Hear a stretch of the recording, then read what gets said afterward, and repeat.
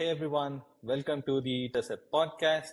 We are on our fifth episode this time around, and we have Gibson join us. Gibson is the head of advertising and operations at Carousell Media Group.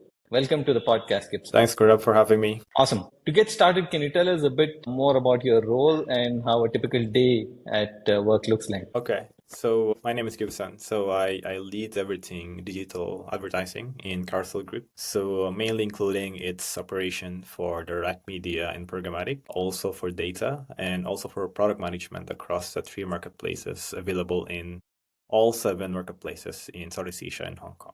So my role sits at the intersection of commercial strategy, technology execution, and user experience as well. So on any given day, I might be digging into any performance data, syncing with our product and engineering teams on how we can create a new ad formats and in the UX as well, or brainstorming with our SSPs or DSP partners on how we grow the revenue together and helping especially our sales map out any retail media campaigns that will be running on platform. So typically my day starts by checking my Holy Grail real-time dashboards to ensure that everything's running smoothly, no issue, anomaly. And from there, it's a mix of strategy, problem solving, making sure that our monetization stack is built for the future and working as expected. Awesome. And I'm glad to say that Tercept is a part of the Holy Grail dashboard, powering Definitely. some of the things that you're. It's Fantastic. Fantastic. What are some of your key goals for the year, Gibson? How is your year shaping up, and what do you want to get to achieve on these goals by the end of 2025? Okay, so our main priorities are, straightforward: grow revenue. So apart from that, improving efficiency and delivering results for our direct campaigns and from sorts of different advertisers. So from monetization perspective, that means we're focusing on KPIs like programmatic yields, fill rates, match rates, and some of the performance campaign from our retail media campaigns, as a return on investment and everything. And of course, we're getting adoption for new ad formats, helping our sales to bring new customers to try out our new ad formats that we are releasing over different markets. We're always aiming to strike the right balance between performance and experience, ensuring that ads are effective, but also seamlessly integrated into the platform. Nice. And how is your AdTech stack looking like to achieve some of these goals? How has it shaped over the years? A year before I joined, Carousell's using its own ad server. So this slowly moved to a Google Ad Manager. At the same time acquiring new marketplaces, which is Muda in Malaysia and Chowdot in Vietnam. So now we're using Google Ad Manager for all marketplaces. So it's our core ad server. And then along the last few years, we integrated Programmatic OpenRup, which is the SDK in our Carousell app, in-app, so which is in-app header bidding. On the SSP side, we work a lot with big partners like Programmatic, Magnite, InMobi, Index Exchange, to name a few. And for buying as an advertiser and utilizing our first-party data, we are collaborate closely with Trade Desk and DV360. On the data side, we have our own internal DMP that we use for GAM and other marketing platforms and channels. But we also partner with LiveRamp to empower our audiences targeting and measurement as well outside our ad server. Of course, we work with Tercept to support multiple use cases in terms of all our digital inventory and optimizations. Yeah, so most of the holy grail of data is coming from the person. So yeah, you're right. And over the years, right, we evolved from fragmented ad server and data, market-specific setup to mainly unified regional stack. So that shift has really improved our scalability and efficiency and agility, especially important for a lean team managing multiple markets. Very cool. Very cool. So one of the most common questions that come to me when I'm discussing about retail media and commerce companies showing ads is how do you strike a balance between user experience and ad monetization? Is that a challenge for Carousell as well? How do you handle this particular aspect? Yes, definitely. Because we strongly believe that monetization should never come at a cost of our user trust. So every ad format we course. launch undergoes rigorous UX testing, multiple product reviews, and careful experimentation, A/B tests, looking at metrics. Each product team, like on the buyer side, seller side, and product design, will have its own metrics to look at, and we will need to get their green signal before we start the A/B and before we roll out to 100% of the user. Our focus now is mainly on native, having user-friendly, less friction kind of ad format to launch in the app. That's our main focus this year and next year. We're also looking at user-initiated kind of ad formats that will give value to our users. So they don't mind initiating or watching the ad to get some form of reward, right? But the years, we've mainly focused on native kind of advertising. So we have like commerce-friendly formats like shopping ads that integrate naturally with our user experience. So but given that we launch some of attention-grabbing ad formats like interstitial, which is like a full screen, it's a high revenue impact, but we still maintain a user-first approach using a very strict frequency cap. For example, our frequency cap in this kind of ad formats is just one per day. Typically, standards like one per 30 minutes, I think. So it's a very strict compared to other publishers that I know. Apart from that, we kept a very high floor pricing in it, coming from Programmatic as well. And then we mostly allow premium advertisers. So that's how strict we are on the very attention grabbing, but also what are the type of ads that we onboarded and the type of ads that we'll be onboarding for next year. Awesome. It's amazing to know the focus that you have on the user experience and not wanting to compromise on that for ad monetization. That's amazing. You mentioned a lot of metrics that you track to get user experience and things like that. Do you also have any mechanism to take qualitative feedback from users, whether they're liking the ads? Have you guys thought about this? Any plans around that? We have an active support to capture user feedback. We have a team across, I think, based in other markets. And we're using a lot of AI to capture these feedbacks and how can we get more info from the users.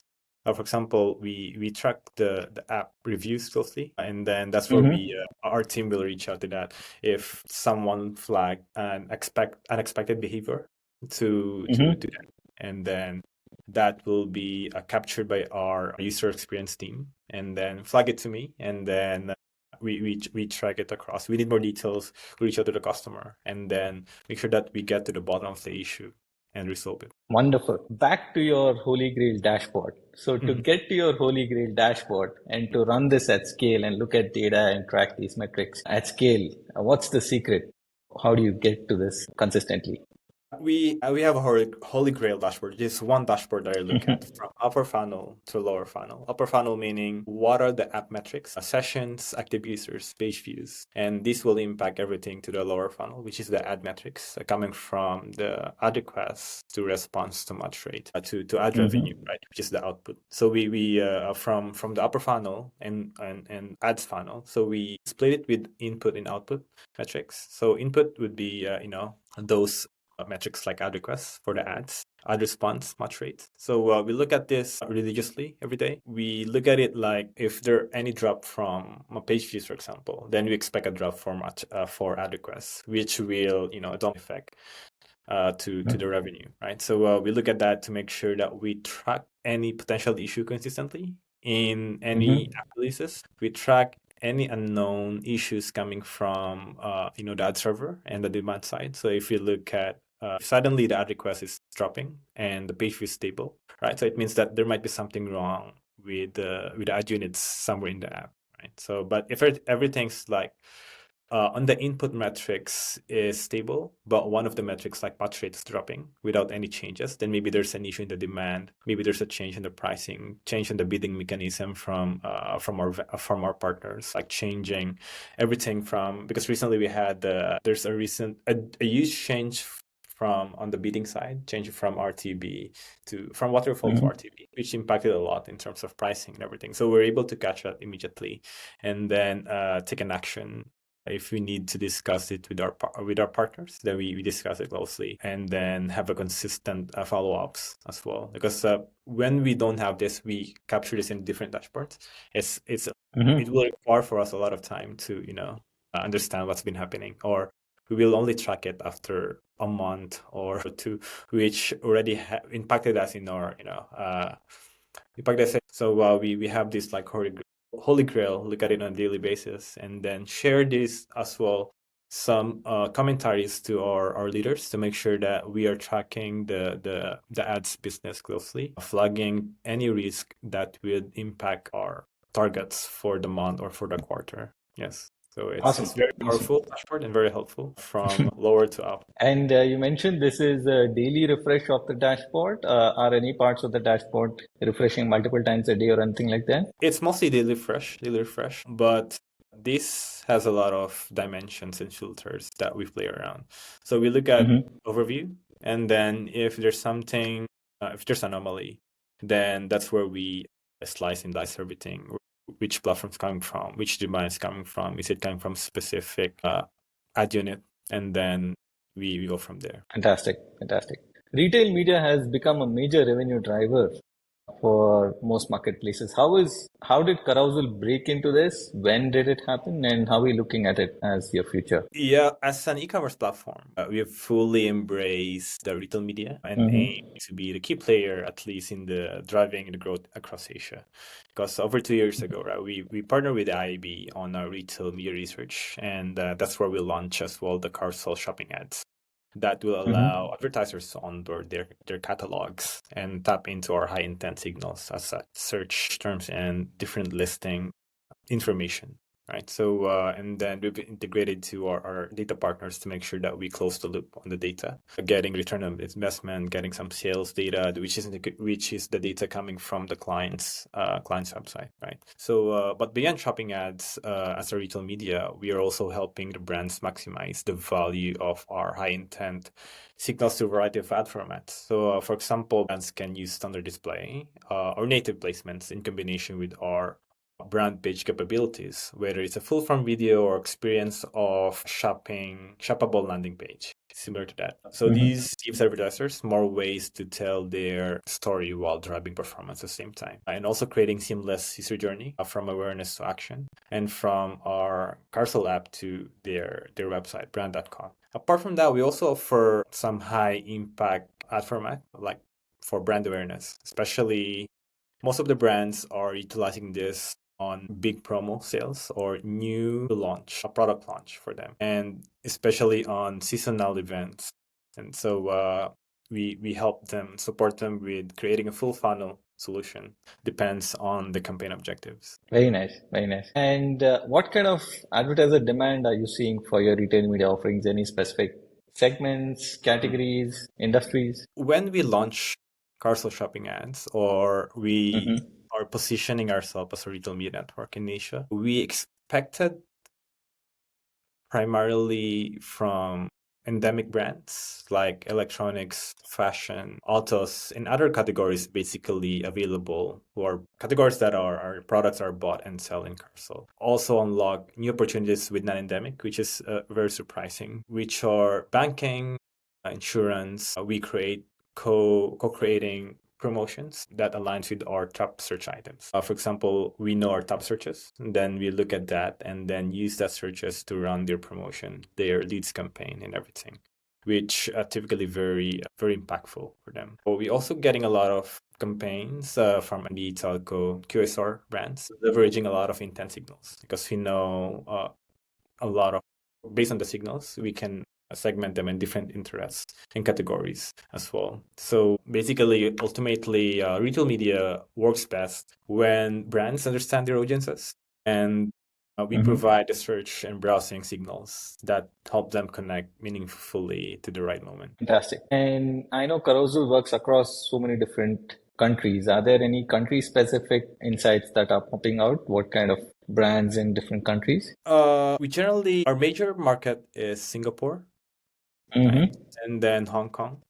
A lot of brands coming from endemic are popping out, like insurance and banking. So these and they always look Okay. for performance. So we always look for how can we, since they're not endemic brands, how can we maximize our shopping intent signals for their use cases to run performance? At the same time, how can we help them maximize our high impact content with audience targeting or without audience targeting? Depends on the needs of their campaigns. Yeah, well, I think the advertisers under banking and insurance are getting a lot of attraction, at least for this year. Very nice, very nice.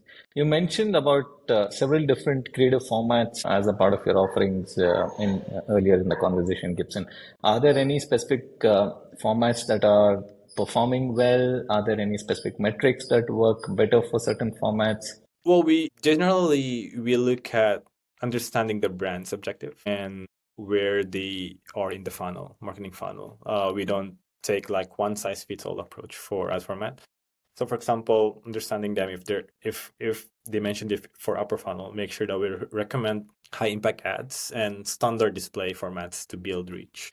For middle lower funnel, like we recommend if you're an endemic brand, shopping ads for performance, right? So we help them create this kind of media planning, and we've got some benchmarking, but we put it as a range for them just to understand how it will perform. And range because different campaigns will have completely different performance. So we put it in that way. So, but apart from that, we also emphasize the creatives, right? So and landing page experience to make sure that, ultimately when they beyond the click, so they can have a real conversion as well. Talking about performance specific to retail media, are there any challenges around measurement, closing the loop, conversion tracking, things like that? And how do you handle this at Carousell? Well, yes, because most of the advertisers have their own analytics, right? So that's where they refer if it's effective or not. Of course, we offer the technology to track the performance separately. Then that's where they can understand after integrating the pixel, for example, they're able to capture how many add to carts generated coming from shopping ads or coming from our campaigns, right? And then how many conversion happen and what's the dollar value equivalent. The challenge there is most of the time it doesn't match with their tracking mechanism. Maybe it matches on the overall level, but attribution is always a question for them. The analytics doesn't seem to match with whatever we generate. And that's always been a challenge. It's been a challenge across different platforms as well on the DSP. Most of the time, because analytics will treat some of the conversion as a direct or coming from organic, so it's always a challenge. But most of the time when we discuss with them if there's a mismatch. So what we do is we ask them if they observe any uplift coming from other organic channels that they're tracking. Because most of the time, whether we like it or not, they will always refer to the analytics that they're using. So that's a challenge, and that's been ongoing for the past, I think, decades as well. So at least what we try is to create, share a different dashboard or data source that will give them some insights on where to optimize the budget for their next. Got it. No, that's a smart way to look at it. So even though there is no direct attribution, you can see an indicative bump in the organic sort of measurement, and hence from a timing perspective, you could still have an indicative understanding of where the impact is. That's fantastic. Are there any specific metrics that you think are often overlooked when running ad ops? Yes, absolutely. So beyond the usual, click-through rate and CPM impression, one metric we value, at least I value, is the time for the team, right? For the time to resolve the campaign issues. It might not sound exciting, but the fastest way you identify and fix the problem for a specific campaign, the less impact it will have to the performance. So that's a key driver of advertisers and not to churn on the direct side. Another is incremental uplift, so because how much of the campaign's performance is truly driven by the campaign itself rather than occurring organically, as you mentioned. So it's a powerful metric, but it's still underused because eventually marketer, if they run a campaign, we would think that they will naturally look at, how's the organic uplift, but it is something that overlook. And that's why I guess I thought about that. But we also look closely at the campaign design. If the creative isn't really compelling or targeting too narrow, then the best inventory can save the campaign. We work closely with the clients during the planning to set them up for success for this, for the start. So we look at those everything from the execution and then the metrics. Very interesting. Very interesting. Coming to the role Tercept plays in your reporting, Gibson, has anything changed pre-working with Tercept, post-working with Tercept? Mm-hmm. Yes, before Tercept, right? So a lot of time we spent a lot in manual pooling of reports from different SSPs and platform. It was very time consuming. And it's limited our ability to focus on higher impact initiatives. So imagine every closing period, we need to spend a day to download reports consolidated into one. Now, with your support, self-support, so with real time, or at least on a daily basis, we have centralized dashboards. We can quickly spot the trends and catch anomalies, as I mentioned, on the holy grail of dashboards. And it definitely reduces manual work. And it helps us onboard new data segments, data sources. Like we have new partners. I just typically ask you guys support this vendor. Most of the time, you guys say yes, right? Which is quite helpful for us. So we just need to get credentials and then everything plug in, and that's very useful. I guess another use case with Tercept is related to optimization. I think we introduced this a year or two after I joined. This is where we did a lot of experiment, which improve a lot on our standard display performance. As you know, ad server will just divide your impression from start to end date. So with Tercept help us how to optimize them, make sure that it doesn't just do that. It will look at a performance and help our campaign have a better click-through rate overall. We consistently optimize, and comparing it with or without Tercept, we prove it was proven very helpful. And now we've been actively asking your team to help us optimize as well on top of our Fantastic. Yeah. Fantastic. Great to know, Gibson. Are you looking at alternative identifiers? Have you looked at them? How have you what is your view on alternative identifiers, and do you see any incremental impact? Have you tested them? Yes. So with ongoing changes in the privacy regulations, right, and delays in cookie deprecation, so addressability in programmatic has been evolving quickly. Now even Google, I guess, canceled the cookie deprecation, I believe, but going through a different kind of privacy to make sure that all of the users are consented that their browsers are targeted. So we explored several alternative vendors that will give us ID solutions. Each of them will require SDKs and complex integrations. I think we have a couple on our backlogs for the past few years, but there's not enough use case or data that justify the integration, right? So we kept delaying it. But then we partner with LiveRamp with different use case, right? So it's also attribution for our shopping ads, and then for our data partnership as well. With them, we also partner with them in terms of generating ID solutions, since they're ID agnostic. So it's for them, for us, it's like a single integration, a LiveRamp ATS SDK, and it will give us access to Ramp ID, which is their own identifier, Google Pair for DV, and UID from Trade Desk. Also, there's like Yahoo Connect ID and Panorama ID from Lotame. And hopefully there are more, so we don't need to integrate. And with the multiple advertisers, agencies would have different kind of ID. So this solution is exactly what we need. So we can supply them any IDs that are available in the market. After this, we completed last year, and we are able to measure the improvements in terms of the fill rates in programmatic. And then apart from fill rates, the click rates also improve because, improve addressability. I studied very closely with multiple partners, look at how is the bids with these IDs and without these IDs. They're able to capture how much revenue we're able to miss if we don't have this ID solutions, which is very surprising for us, and because the adoption, I believe, is quite low. But I think it has improved when we have it on the backlog and when we implemented it, which is, I think, very timely for us. So yeah, apart from that, it also unlock a lot of data partnership with the agency and our clients. So both of our monetization and data strategy innovation for Carousell. Amazing. Great to know. That brings us to the end of the podcast, Gibson. I have a small fun segment Okay. with a set of rapid fire questions, right? A book or a podcast that you'd recommend to the audience right now. I would recommend a favorite book. It's called The Act of Thinking Clearly by Rolf Dole. Yeah. Amazing. One skill that you're currently learning or looking to learn. You've guessed it. AI. Learn a lot of. Past 2 weeks we have hackathon in Carousell, so learn a lot of automation, improve efficiency, and will bring joy to the team because that will eliminate some of the admin work. After that, learning automation, AI, we've been rolling a few projects with the team, so quite exciting. Very cool. All of us are learning AI at the moment. You know, Right? need to keep up. Absolutely. What's the most favorite thing about working at Carousel for you?